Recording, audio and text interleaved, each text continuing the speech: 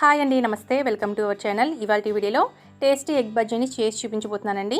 అప్పటికప్పుడు evening snacks టైంలో కానీ, వర్షం పడుతున్నప్పుడు కానీ వేడివేడిగా ఎగ్ బజ్జీని తయారు చేసుకున్నారంటే మీ ఇంట్లో వాళ్ళందరికీ బాగా నచ్చుతాయండి.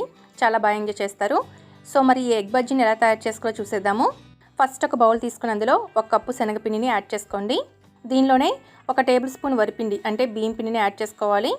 అలాగే చిటికెడు పసుపు, 1/2 టీ స్పూన్ కారం, 1/2 టీ స్పూన్ జీలకర్ర పొడి, 1/2 టీ స్పూన్ ధనియాల పొడి, చిటికెడు వంట సోడా అంటే బేకింగ్ సోడా యాడ్ చేసుకోండి. అలాగే రుచికి తగినంత సాల్ట్, 1/2 టీ స్పూన్ అల్లం వెల్లుల్లి పేస్టు, కొద్దిగా కొత్తిమీర వేసి ఒకసారి బాగా కలుపుకోవాలి.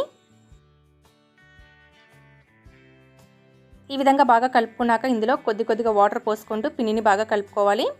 ఒకేసారి ఎక్కువ వాటర్ పోసుకోకుండా కొంచెంగా పోసుకుంటూ ఉండలు లేకుండా పిండిని బాగా కలుపుకోండి.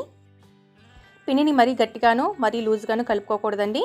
చూడండి, పిండి ఈ కన్సిస్టెన్సీ వచ్చేటట్లుగా కలుపుకోవాలి. ఇప్పుడు మూత పెట్టి ఒక 10 నిమిషాల పాటు పక్కన పెట్టేసుకోవాలి. నేను ముందుగానే ఒక 5 ఎగ్స్ని ఉడకపెట్టి పొట్టు తీసుకున్నానండి.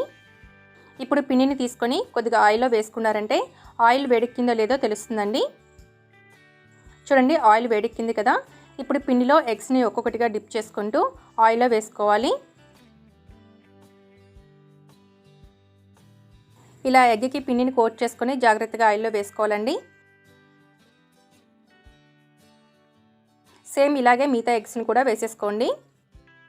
ఇప్పుడు స్టవ్ని మీడియం ఫ్లేమ్లో పెట్టి గోల్డెన్ కలర్ వచ్చేదాకా ఫ్రై చేసుకోవాలి. మీకు పిండి కనుక మిగిలినట్లయితే ఒక బంగాళదుంప కానీ, ఉల్లిపాయ కానీ, అరటికాయ కానీ స్లైసెస్గా కట్ చేసుకొని బజ్జీలాగా వేసుకున్నారంటే చాలా రుచిగా ఉంటాయండి. ఒక సైడ్ ఫ్రై అయ్యాక రెండో వైపు కూడా టర్న్ చేసుకొని ఫ్రై చేసుకోండి.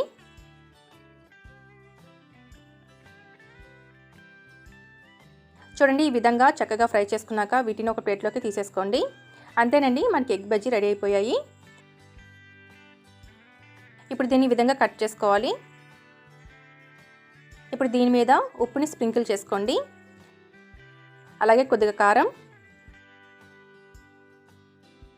చాట్ మసాలాను కూడా యాడ్ చేసుకోండి.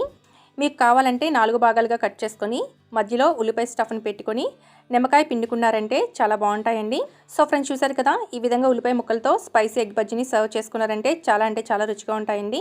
తప్పకుండా మీరు ఈ విధంగా ట్రై చేసి చూడండి, చాలా బాగా నచ్చుతాయి. అలాగే ఎలా వచ్చాయి అనేది కూడా కమెంట్ చేయడం మర్చిపోవద్దు.